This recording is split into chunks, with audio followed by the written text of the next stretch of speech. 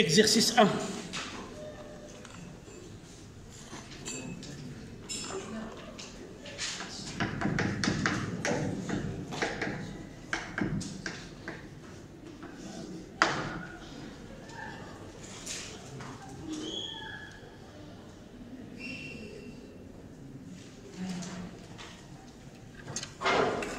Ça y est. Côté exercice.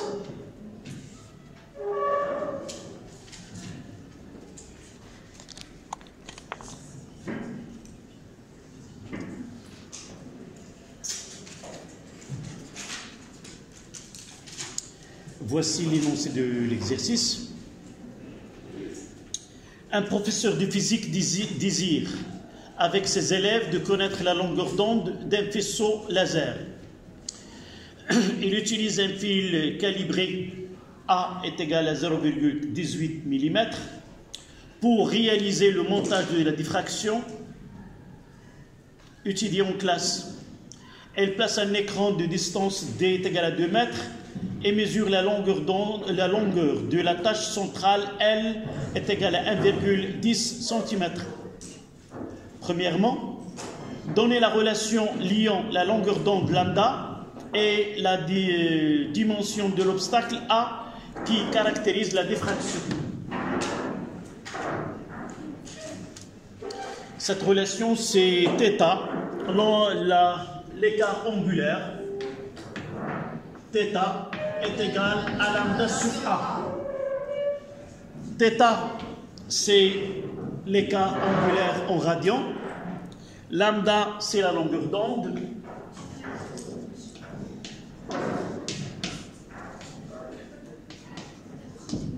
Et A aussi en mètres. Ça, c'était la question 1. À l'aide d'un schéma, établir la relation exprimant L en fonction de lambda et de D.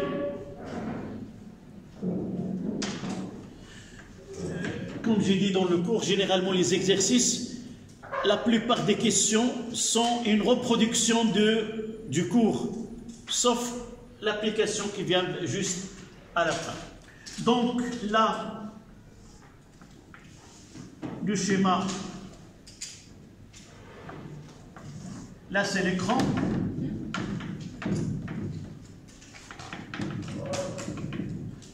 Là c'est θ.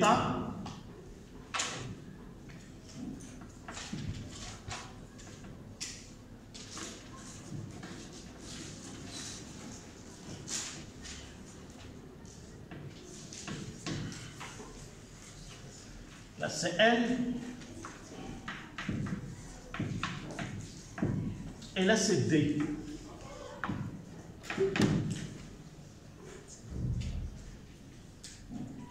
Évidemment, là, l'ouverture de dimension A. Donc là, c'est un triangle rectangle. Donc la tangente de alpha, ou plutôt de θ ici, c'est le côté opposé qui est L sur 2. Là, ça passe par le centre de la tâche centrale. C'est L sur 2. Sur le côté adjacent qui est D. Évidemment, on travaille dans les conditions où la tangente θ, c'est θ. Et par la suite, on aura θ est égal à L sur 2D. Et θ est égal à lambda sur A. Avec les deux, on peut écrire que lambda sur A est égal à L sur 2D. La question, c'était quoi? C'est, oui, exprimer à l'aide d'un schéma la relation qui lie L en fonction. Donc, je dois écrire L est égal. D'accord? Il faut bien lire la question. Est-ce que donner l'expression, exprimer lambda en fonction ou exprimer L? D'accord? D'après la question, on doit exprimer L. Donc, L est égal à 2D fois lambda sur A. Voilà la question demandée, c'était la deuxième question.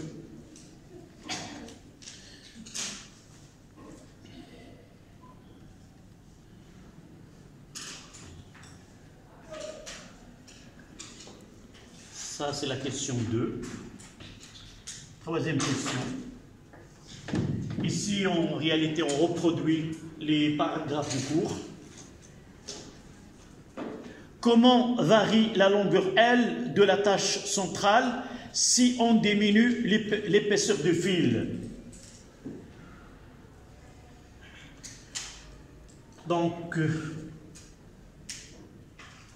ici, j'ai dit là, en réalité, c'est ici, le schéma doit être ainsi.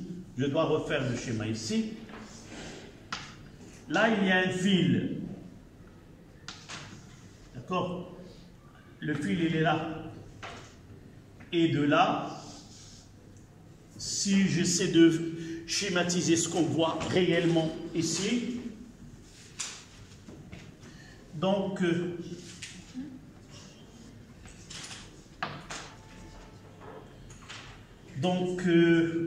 on aura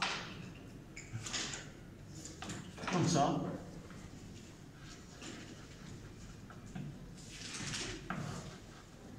Et voici L. D'accord?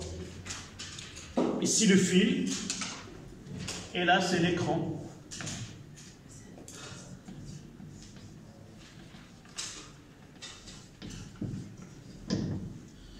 Voilà le schéma en perspective. Fil de dimension A.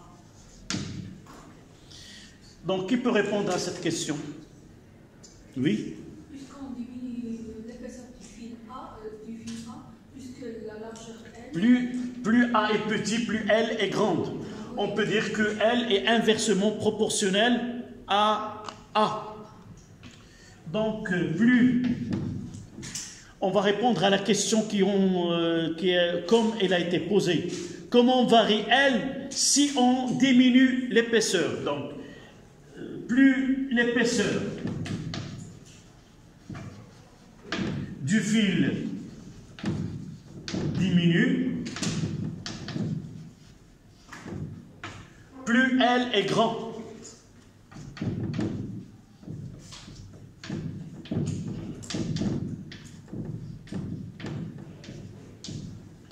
Évidemment, d'après la relation A. Celle-là. D'après la relation A.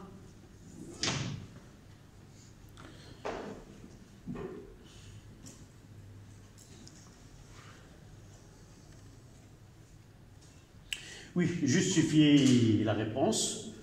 Là, L est égal à K sur A. Inversement proportionnel. L et A sont inversement proportionnels.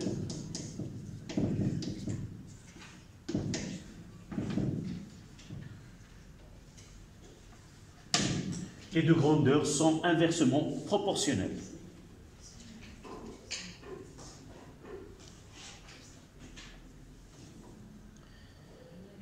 La question 5.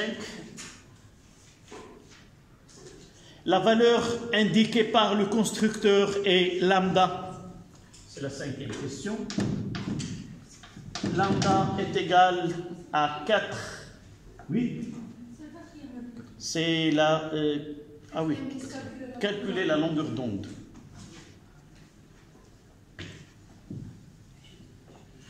Quatrième question. Calcul de la longueur d'onde. Donc, qu'est-ce qu'ils nous ont donné? Nous avons toutes les valeurs pour calculer. Donc, lambda est égal à L fois A sur 2D.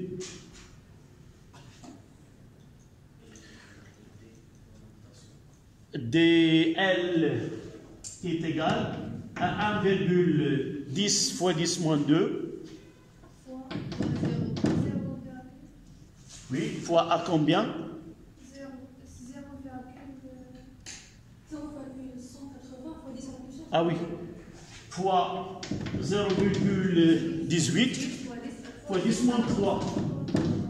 Le tout sur 2. 2 mètres. Non, 2 mètres. Ah oui, 2 fois 2. Oui, ça donne combien? Combien avec 4 95. On fait le calcul. On fait le calcul.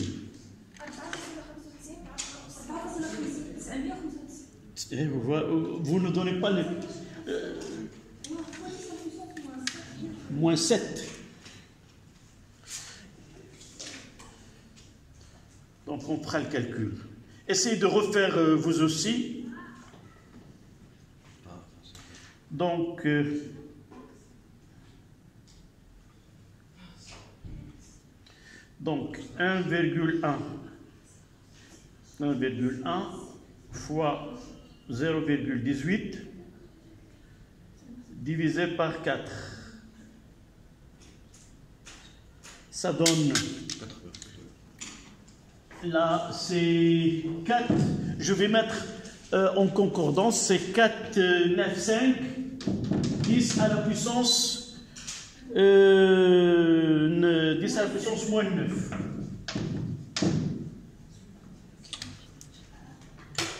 Pourquoi je l'écris ici? Parce que dans les questions qui viennent par la suite, elles vont donner nano. Ça, c'est 4, 9, 5 nanomètres.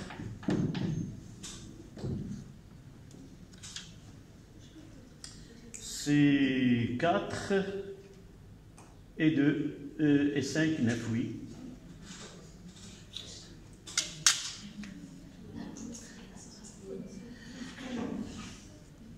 Si vous voulez l'écrire en 0, c'est 0,495 et 10 moins... Non, 10 moins 6. 10 moins 6. Parce que ça donne, sans utiliser ceci, ça donne 0,0495. De toute façon, ce sont les valeurs.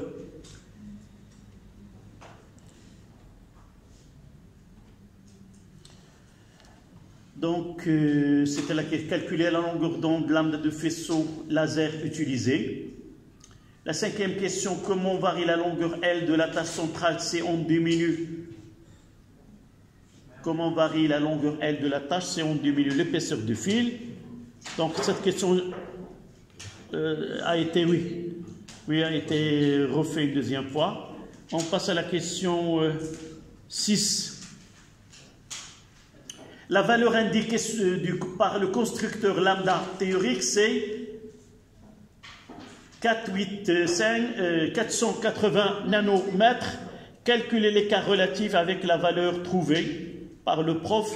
Expliquez d'où provient la valeur de cette laser. C'est 480. Théorique, ça veut dire, c'est pas on l'a calculé.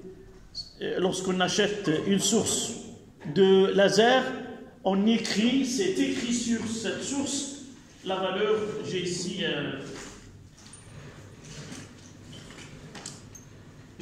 une source de laser qui est le vert, et juste là, c'est écrit la longueur d'onde. D'accord? C'est écrit là, la longueur d'onde de l'expression. Donc, en comparant 495 avec celle lambda, c'est la question 5, lambda est égal à 480 nanomètres. En réalité, cette question, on ne le retrouve pas dans nos examens. D'accord? c'est pas demandé, mais il vaut mieux, généralement, pour estimer le travail expérimental qu'on fait, toujours il faut parler des incertitudes ou les cas relatifs qu'on peut avoir. Plus l'écart entre la valeur théorique et la valeur expérimentale est petit, plus le travail que nous avons fait est acceptable et admissible. Si on trouve qu'il y a un écart très grand, ça veut dire que l'expérience que nous avons réalisée ne s'approche pas à la réalité. Par la suite, il faut améliorer les conditions dans lesquelles nous avons fait cette expérience-là. Ils nous ont donné que R est égal la valeur absolue, celle qui est mesurée, moins celle qui est théorique, c'est 4, 9, 5, moins 10 à la puissance moins 9, moins 4, 8, 0, 10, moins 9, sur la valeur théorique qui est 4, 8, 0, 10, moins 9.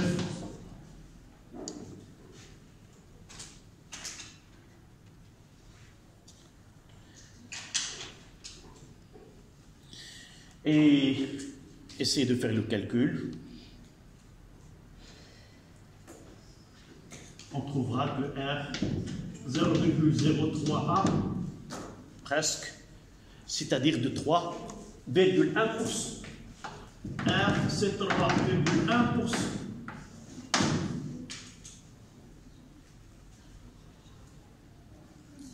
Oui.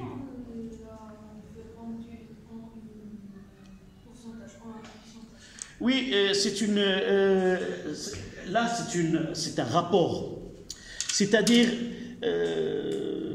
cette incertitude, on la réalise sous forme d'un pourcentage, parce que c'est une différence sur une valeur donnée. Et c'est de là, tous les appareils, on vous donne la marge de l'erreur qu'on peut commettre avec la tolérance, si vous voulez, de cette erreur-là. Donc, 3,1, c'est-à-dire dans une valeur de 100, on commettra que 3,1 unités. Dans 100 unités, il n'y a que 3. Donc, ça dépend de ce qu'on veut, généralement. On va sortir de cette expérience, mais généralement, lorsqu'on fait un travail expérimental, toujours, jamais on fait le travail expérimental et on passe. On va essayer d'estimer la précision avec laquelle nous avons fait ce travail. Par exemple, si nous réalisons un dosage et nous voulons déterminer la concentration d'une espèce donnée, toujours il faut donner si vous voulez, l'intervalle de validité de ce travail-là. Et pour donner ceci, nous sommes obligés de déterminer l'erreur relative sur ces mesures. D'abord, l'origine de cette erreur, c'est que le procédé avec lequel nous avons fait, le matériel avec lequel nous avons fait, est-ce qu'il est précis ou non? D'abord, ici, la première des choses qu'on peut avoir, c'est la distance entre l'écran et le diaphragme. Là, la distance D, on peut commettre, quel que soit l'appareil de mesure. Généralement, on utilise une règle. Sur la règle, il y a des incertitudes. Le constructeur de la règle, il nous dit que cette règle-là, c'est pas très précis, c'est pas absolu. Donc, il y a d'abord l'incertitude sur D. Si on revient ici, lambda, il y a l'incertitude sur D, l'incertitude sur L et sur la dimension. Donc, 3,1%, si on peut l'accepter dans certains domaines, ça dépend de ce qu'on veut de cette mesure-là. D'accord? Parfois, on accepte parce que la précision n'est pas très... Par exemple, nous, ici en laboratoire, nous voulons déterminer la concentration. Si l'erreur est de 3 et de 5 ou de 10%, ce n'est pas pour nous un problème autant que des élèves et un prof au laboratoire. Mais dans un laboratoire réellement, dans un médicament ou autre, c'est autre chose. D'accord? Ça dépend de qu'est-ce qu'on veut de cette étude-là et quelle est la marge. Et si nous avons une fluctuation qui est grande, quel est l'impact de cette fluctuation dans la vie courante? D'accord? C'est ça l'utilité de cette question. Donc vous mettez que l'erreur provient d'un manque de précision des mesures,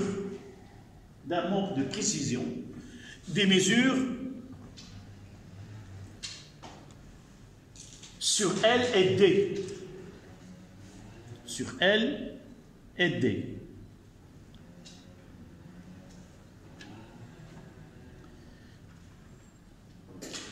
Mais généralement, comment peut-on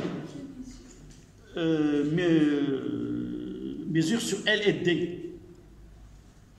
Un manque de précision sur la mesure de L et D. En réalité, ça ne donne pas une excuse d'aller à une valeur plus précise. Qu'est-ce qu'on fait en réalité? En réalité, on fait plusieurs mesures. On fait la première, puis on reproduit une deuxième, et ainsi de suite. Et à partir de plusieurs mesures, on prendra ce qu'on appelle la valeur moyenne. Dans la première, on trouvera par exemple 495 nanomètres. Dans une autre, on trouvera 480 ou autre. Plus on fait de mesures, plus on minimise l'erreur. Et on divise par le nombre d'expériences que nous avons réalisées. Si nous avons fait 5 expériences, nous aurons 5 valeurs, et divisé par 5, ça minimise cette erreur de calcul. D'accord? Donc c'était l'exercice 1. On passe à l'exercice 2. Le laser. Et vous savez, ce sont les lettres d'une appellation en anglais. Donc le laser, depuis, elle est là. On l'a découvert depuis 50 ans. C'est un outil indispensable utilisé dans de nombreux domaines. Le transfert d'informations par fibre optique, météorologie, applications médicales et nucléaires. Évidemment, la connexion maintenant d'Internet s'effectue par les fibres optiques. Et dans ces fibres, on fait la propagation d'une onde lumineuse on peut utiliser le laser. Un médecin utilise le laser dans les opérations. Au lieu d'utiliser, on l'utilise pour la section, par exemple, plusieurs travaux de chirurgie. Et aussi en physique nucléaire, on verra par la suite, Inch'Allah, comment on utilise ce qu'on appelle le mégajoule. C'est un procédé qui permet de réaliser de l'énergie nucléaire. Donc le contrôle de la valeur de la longueur d'onde de la radiation émise est indispensable. Sa précision peut atteindre 10-5 nanomètres dans certains cas. L'objectif de l'exercice, c'est la diffraction de la lumière pour déterminer la longueur d'onde d'une lumière laser. Donc un faisceau, le schéma, là, je vais essayer de... Donc l'exercice 2.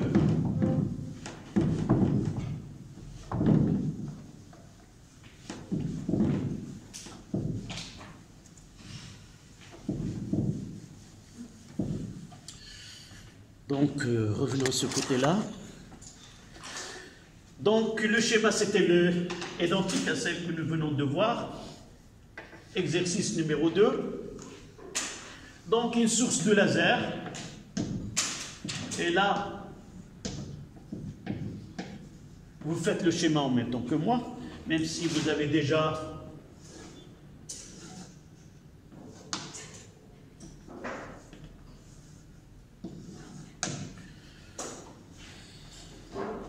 c'était presque le même schéma.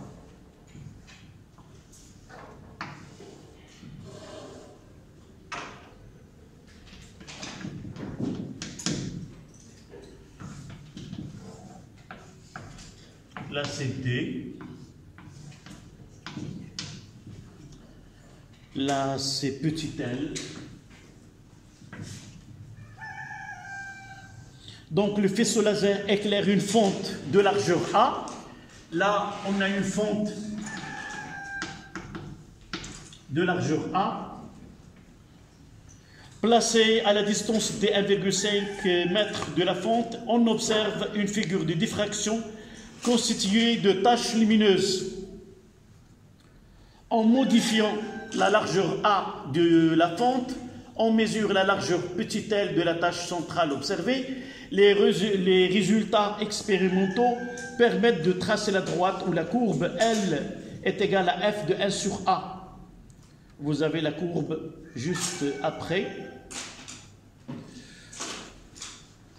Donc, de là,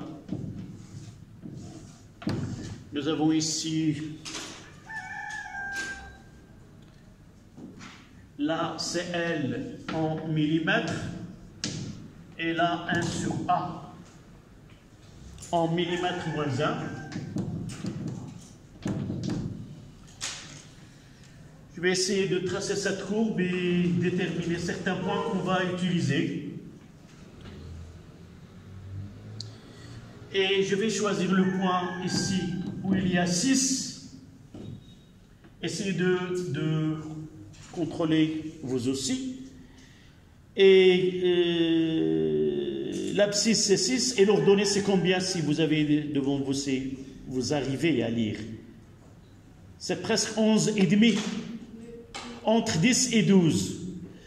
Donc il y a 4 divisions. 2 divisions ça donne 11 et là, juste au-dessous, c'est 11, là, c'est 11,5. D'accord? L'unité ici, c'est le millimètre. Évidemment, nous avons d'autres points.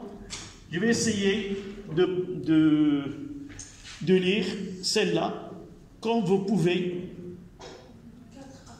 Oui. Sauf une chose. Dans un examen, essayez de schématiser comme ça sans que vous recopiez correctement. Vous faites un petit schéma et vous dites voilà le point M qui a les coordonnées, par exemple 11,5 mm et là c'est 6 mm moins 1. Ainsi, même si votre camarade n'a pas choisi le même point, le correcteur il va essayer de suivre ce que vous avez fait et il va considérer que la réponse que vous allez avoir correcte, d'après le choix. D'accord?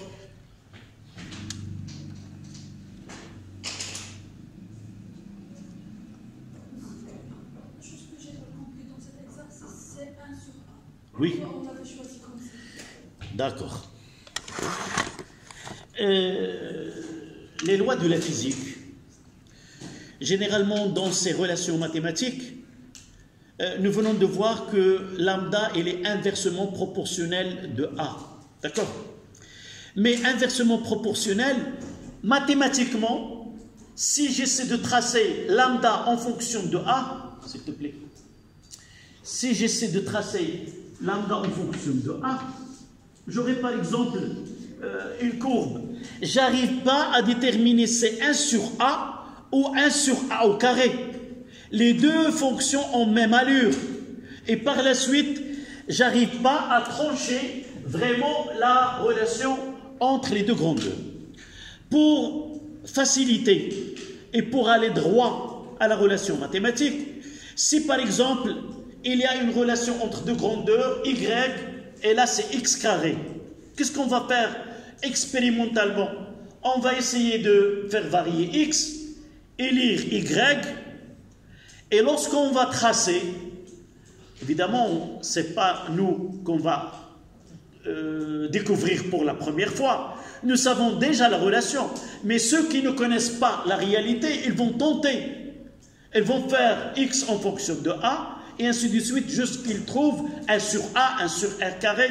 On en parlera par la suite. Des savants ont passé plus que de 10 ans pour arriver à une relation mathématique qui lie la concentration entre elle et la constante d'équilibre. On verra ceci par la suite.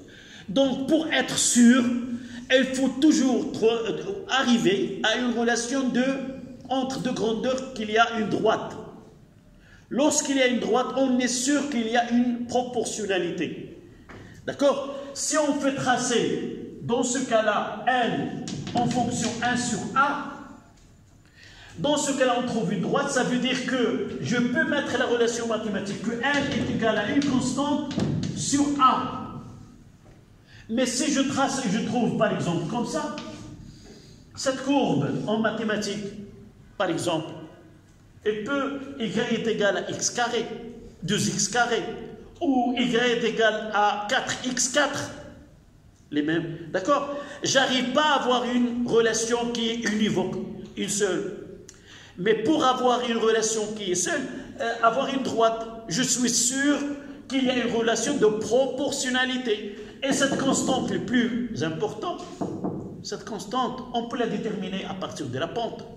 D'accord? C'est ça, la physique toujours, jamais elle essaie de tracer une relation mathématique qui n'est pas une droite.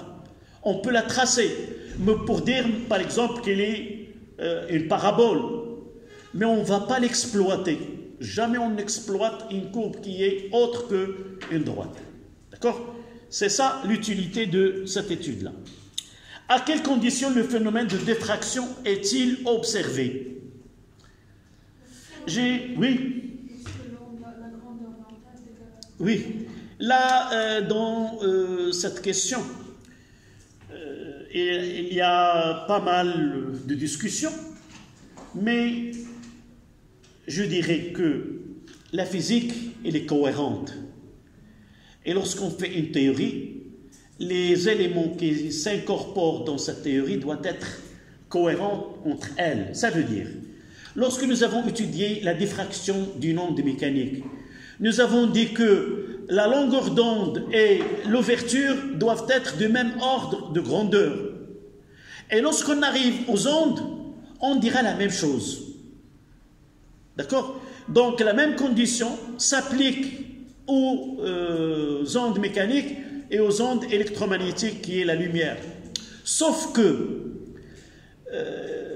nous n'avons pas pour les ondes la réalité des choses. C'est que lorsqu'on utilise une fonte qui n'est pas de même ordre par exemple, de nanomètres, on observe ce phénomène.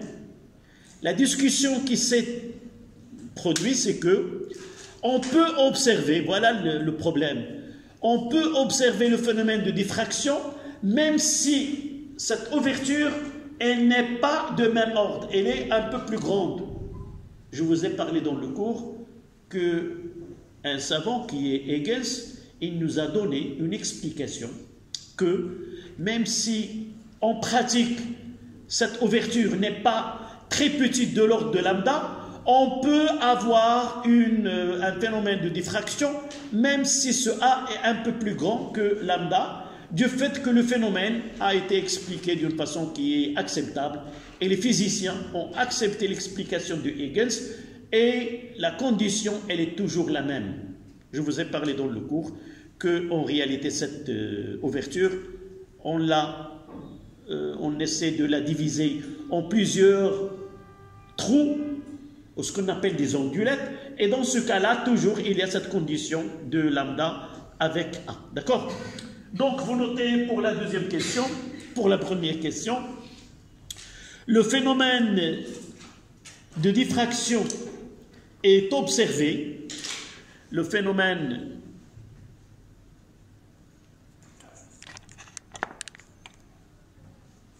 de diffraction est observé lorsque la longueur d'onde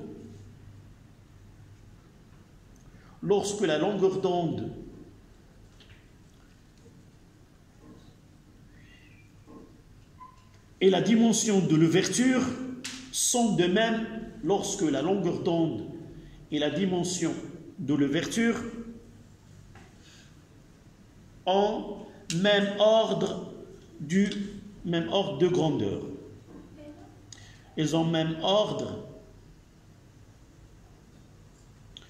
le phénomène de diffraction est observé lorsque la longueur d'onde et la dimension de l'ouverture ont même ordre de grandeur.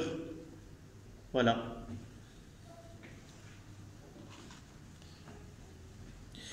Je dis ceci pourquoi? Parce que vous pouvez trouver dans certaines réponses, dans certains exercices, que la longueur d'onde est comprise entre 10 lambda et 100 lambda. Cette condition n'a pas de réalité physique, on ne l'a pas démontré, je ne sais pas d'où vient, mais la réalité c'est que vous devez répondre avec lambda et A doivent avoir le même ordre de grandeur. Voilà. Chaque année, on aura le même problème avec cette condition. Peut-être vous ne la connaissez pas, mais chaque fois on discute cette condition. En supposant que l'angle θ est petit, démontrez que L est égal à 2 fois lambda fois D sur A. Puis, dans les conditions où θ est petit. Donc, nous avons le choix ici, c'est θ. Nous l'avons déjà montré tout à l'heure. Donc, tangente θ qui est sensiblement égale à θ. Donc, on peut dire que θ est égal à L sur 2 sur D. Et nous ajoutons que θ est égal à lambda sur A. Avec les deux, on obtient que L sur 2D est égal à lambda sur A. Et je mettrai là L minuscule d'après l'exercice. Et juste, ça donne L est égal à 2D fois lambda sur A.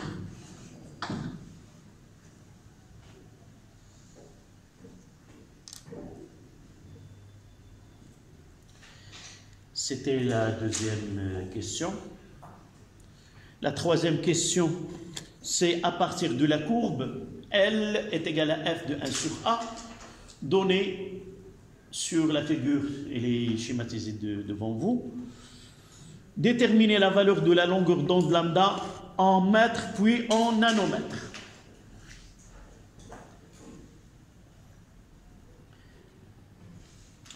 Une petite remarque dans ces exercices, jamais on a comme objectif, c'est d'avoir la vraie valeur.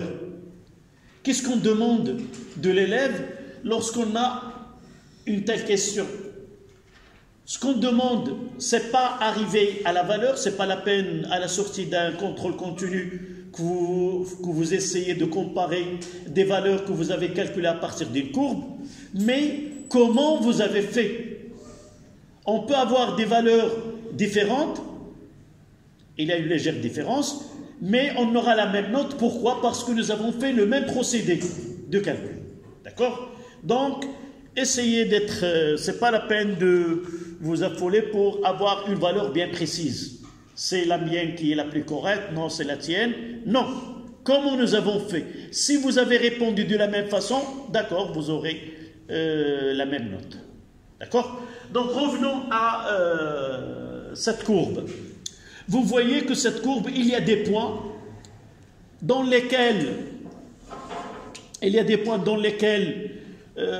par lesquels passe la droite, il y a des points qui sont hors du fait que les études que nous avons faites sont touchées par l'incertitude. C'est pour cela qu'on peut trouver des points. Donc, ce que je vous demande, c'est que vous choisissez le point, vous le marquez et vous faites les calculs. D'accord? Donc, la question 3. Qu'est-ce qu'on dit? D'après la courbe, L est proportionnelle d'après la courbe.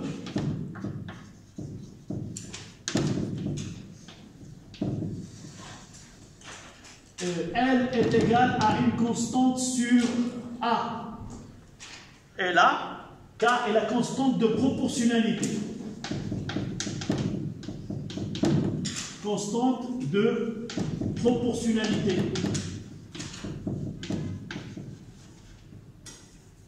proportionnalité. C'est quoi? C'est la pente K et la pente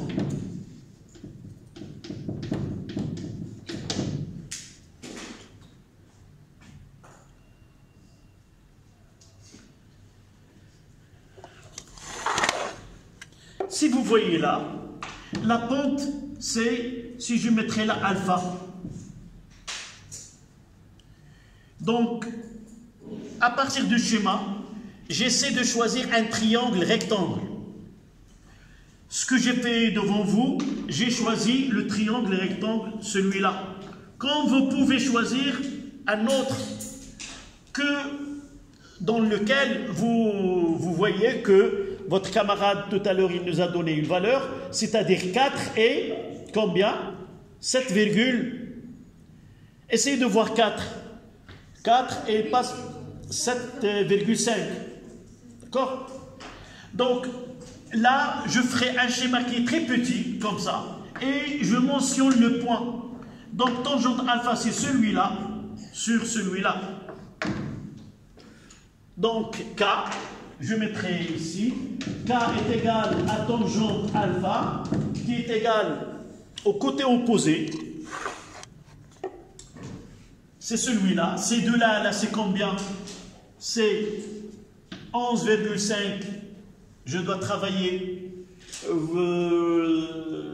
travailler en unité dans le système international, si vous voulez, parce que demande lambda tout à l'heure par le mètre. Donc, c'est 11,5 fois 10 moins 3.